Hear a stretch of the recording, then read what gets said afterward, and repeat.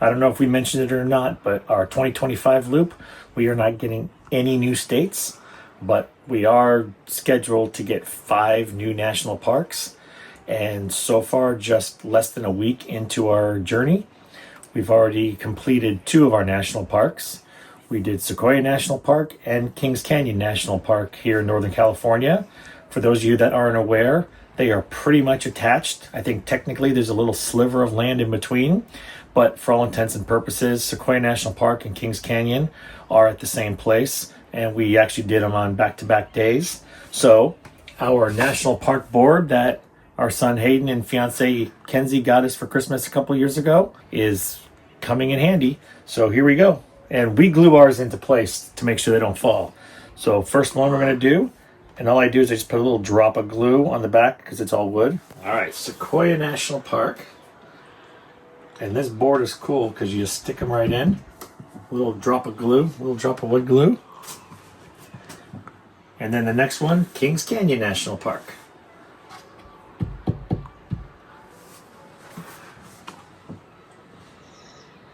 So we are actually scheduled to get 3 more national parks we haven't been to yet this year. From here, when we leave, we're going to Yosemite National Park, and then we'll be hitting up Redwood National Park, and then, with any luck, Crater Lake National Park, as long as it's open. We heard that the weather is iffy up through May, and we're going to be there in May, so we're crossing our fingers and hoping that we get there. But 3 more national parks during this loop, and slowly but surely filling up the board. All right, so let me ask you guys a question. Tomorrow's a travel day, and do you always go through your route the night before travel day just to make sure you're not missing anything, even using RV Life Trip Wizard? I always go through, look at the route, and then a lot of times I'll also go on the website for the campground we're going to, because a lot of times there's little idiosyncrasies as far as directions and things like that. So we are on our way to Yosemite National Park tomorrow. We're staying just outside of Yosemite, and the RV park we're staying at has a whole thing of directions, and it says in big bold letters, do not take Highway 49, not RV friendly. So log on to RV Trip Wizard, and I look, and guess what route Trip Wizard wants me to take? Highway 49.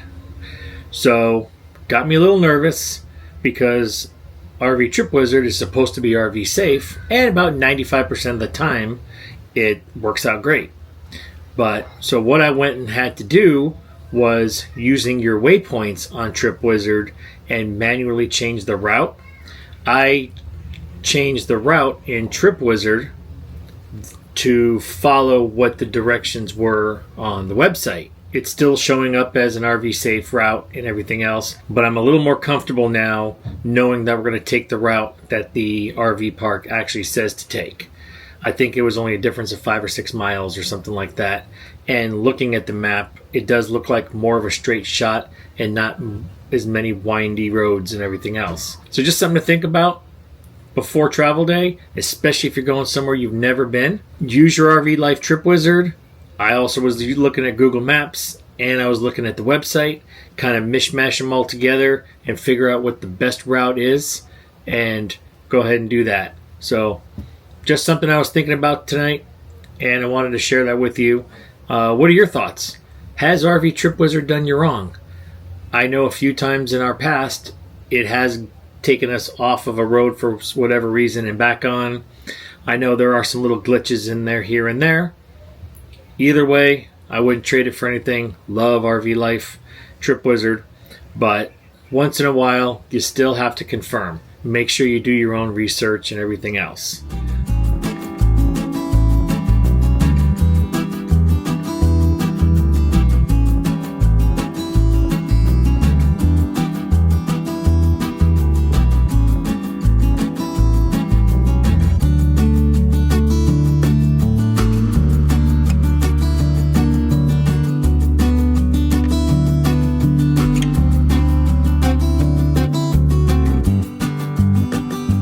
After a nice short drive day yesterday, well, short for us, about 185 miles, a little over 3 hours, we are at Yosemite National Park now.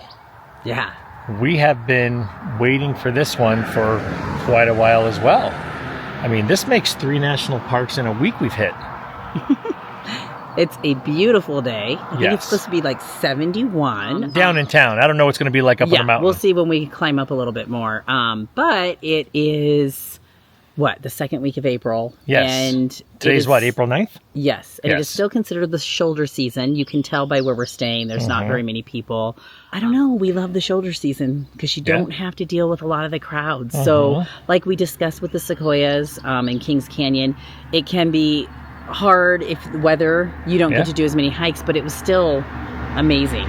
You just see the parks in a different perspective, which I think adds to the magnificence. So, and it also makes you want to come back. So we'll see what Yosemite has to offer. By the looks of going into it, it's going to be amazing. Super excited on this beautiful day. Come on along. So, we're gonna see what we can get to. Apparently, there's a couple roads closed, a couple areas that are still closed due to weather. So we don't know. We'll find out. Look at this overlook. We are just a few miles into Yosemite, and we haven't even gotten to Yosemite Valley yet, and all the main points of interest and everything. And this is just a turnoff on the side of the road. I mean, you guys visiting national parks, don't just go straight for the main places. Stop on all these little overlooks. I mean, the views are just spectacular. We're sitting here looking, and there's a waterfall way back there. Then Larica noticed a little itty bitty one off to the side.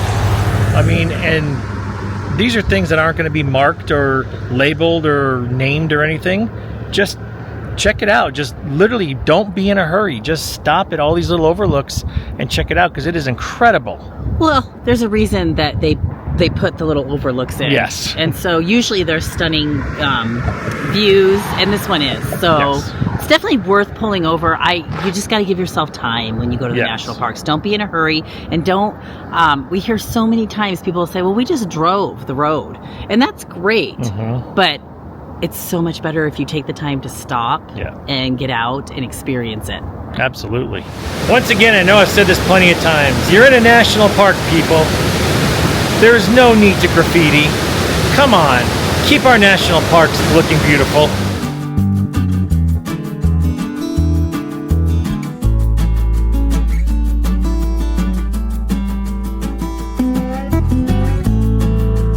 So if you've been watching the channel for any length of time and know when we go and visit destinations, if you haven't figured it out yet, I love waterfalls.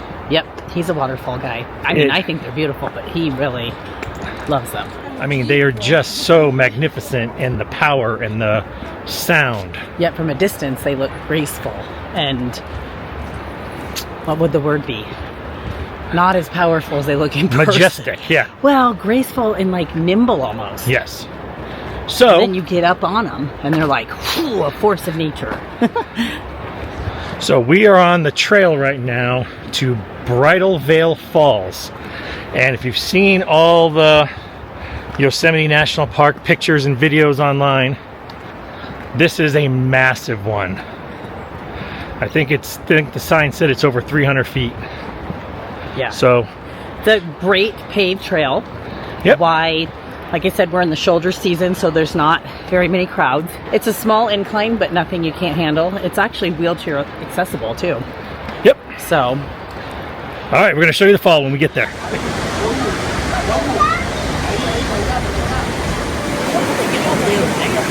There's a back trail. All right, I was wrong. Bridal Veil Fall is 620 feet. So double what he said. Yeah. All right, we finally made it to the visitor center. It is massive. The parking lot alone, because I think this is kind of the hub for a lot of the hikes. The shuttle service. Apparently there's restaurants. We see people riding bikes and everything. So we grabbed our water bags. We just ate lunch at the bed of the truck.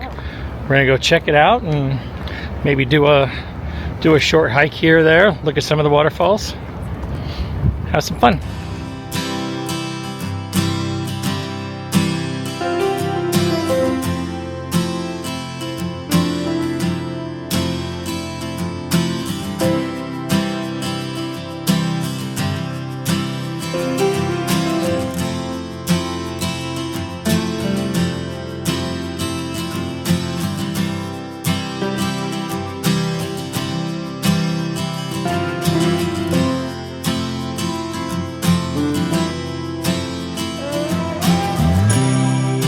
now we are at Yosemite Falls, where we can see the upper falls and the lower falls. We're going to do the hike to the lower falls.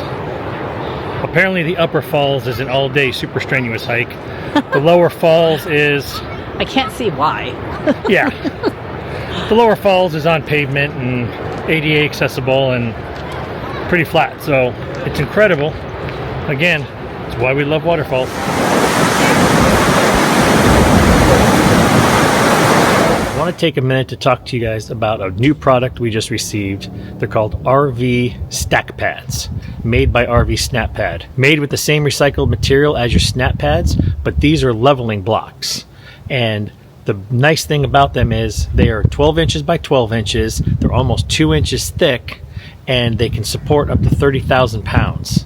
Your entire footprint of your leveling feet will fit on top of it, and it's not hanging off the edge, making your RV feel unlevel. We've been using them now for a couple weeks, and I've got to say that we definitely do have a lot more steady feel in the RV, having that bigger footprint and that base. They're stackable if you need to lift up one end of the RV or the other. If you're interested, go to RV Snap Pad's website, use our code and use our discount code down at the bottom, and you get 10% off your order. RV Stack Pad by RV Snap Pad. Okay, so we had a great day in Yosemite. We're both very hungry. When I was going through our meals this week, I plan them usually, and I was like, we have not done our ground turkey Asian lettuce wraps. And so that's what we're going to do tonight. And I was just going to show you guys how we do it, because I told you when we started doing all the meal prepping, I'd let you know what we actually use a lot of those meats for. So tonight, we're going to do, it's actually 2.5 pounds of the ground turkey. And we're doing more because we like this meal.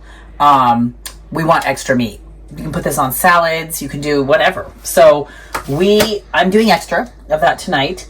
But I was just going to show you kind of basically what's in it. So you want some sort of lettuce. It doesn't matter to me. I kind of want one with what was convenient here. And so we have the butter lettuce, which is fantastic because it already kind of comes in little cups. You need mushrooms. If you like mushrooms, you don't need to use them if you don't. Water chestnuts, which give it a crunch. Again, if you don't like it. All of this you can kind of play with what you like and don't like.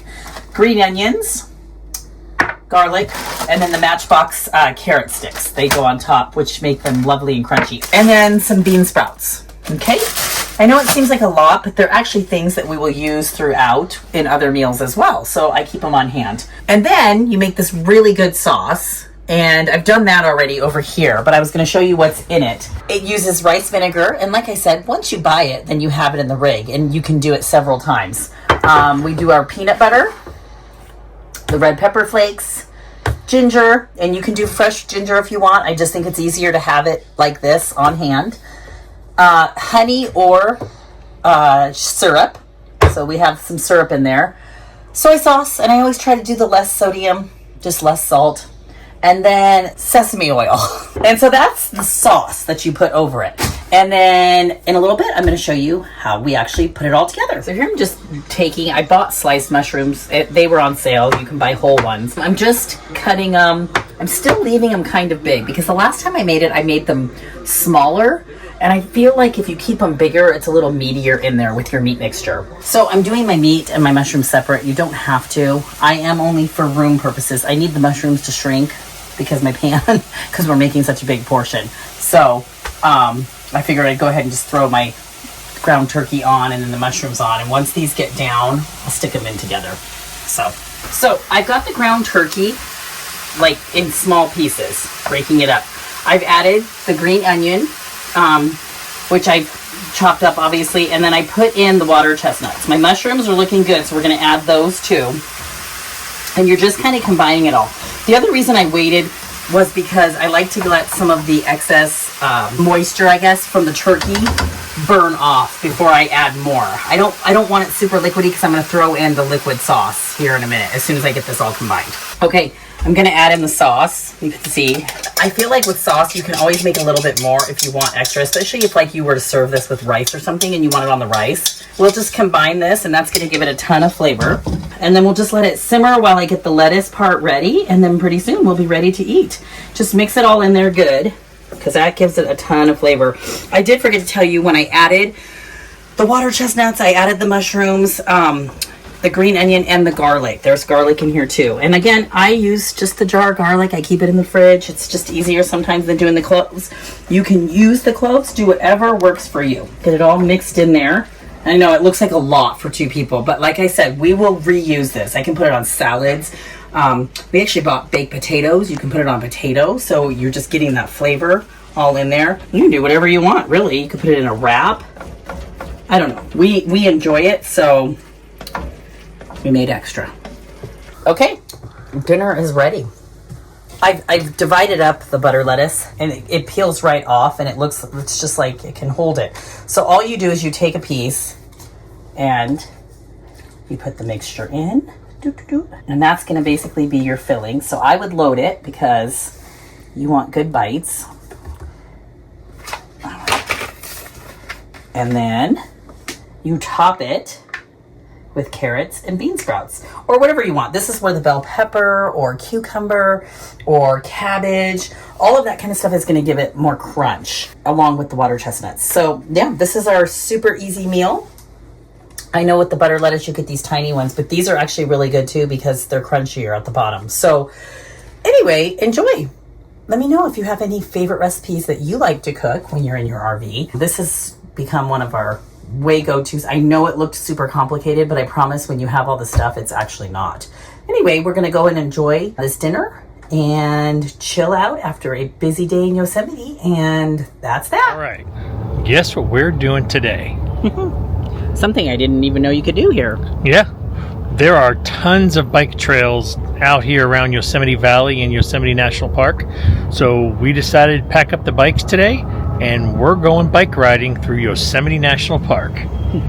Yeah, super excited. It looks amazing. We don't know where all the bike trails are going to take us, but I don't tons know of maps. Yeah, there's maps in different places. So you want to park down in Yosemite Village near the Welcome Center. There's plenty of parking down there, although it is April. Yeah. So there's plenty of parking the time of year we're here. And that's where we unload all of our bikes and get all of our stuff together. And then from there, there's several bike routes that you can take. Yeah, we're gonna ride over probably to the Welcome Center, hit the restroom real quick, check out the maps, figure out where we're going, and then we're gonna go explore on our bikes. Come on along. Our great bike ride through Yosemite National Park lasted 6 minutes and 7/10 of a mile because apparently I ran over something and Larika saw it. Yes, I did. There were gusts of like air. Like I heard it pop, and then the gust was like so it's fast. Yes. Whatever you ran over was sharp because it just immediately released your air, and I watched it coming out. So, and today we forgot our walkies, so I was like, Kevin, yeah, because he was ahead. So it is what it is. And what's funny is I brought the air pump, forgot the patch kit and the extra tube. Lesson learned. It just needs to go in our backpacks when we... Lesson learned. Tip for if you're going out bike riding. Have all your stuff with you in your vehicle. But we didn't get super far out, no. So that'll be the good thing, because we'll just go put this back on the truck and then we'll hang out down here. Yeah, we'll go walk the bike 7/10 of a mile back to the parking lot, and then we'll probably come up and do a little hike. Yeah. We have our hiking shoes in the car. So. Yeah. All right. Change all right. the plans. Here we go. Right? Pivot. Right.